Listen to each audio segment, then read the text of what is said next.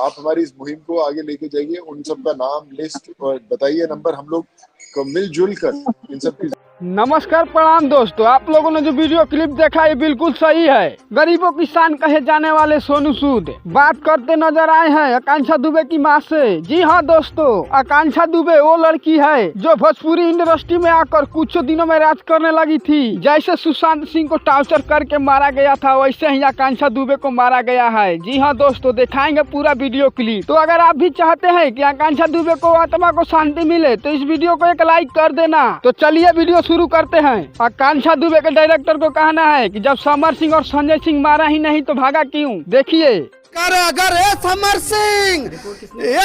सिंह संजय सिंह हम करें, अगर आप लोग दोषी नहीं हो तो आप लोग भाग क्यों रहे हो।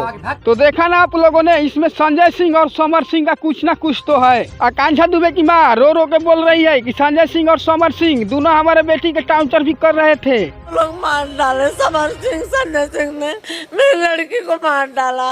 मुझे इंसाफ चाहिए, मेरी लड़की ने ऐसा कुछ नहीं। तो अगर हमारा वीडियो थोड़ा सा भी अच्छा लगा हो तो इस वीडियो को एक लाइक कर देना और चैनल को सब्सक्राइब और वीडियो भी शेयर कर देना। तब तक के लिए बाय बाय, मिलते हैं आपसे नेक्स्ट वीडियो में। जय हिंद, जय भारत।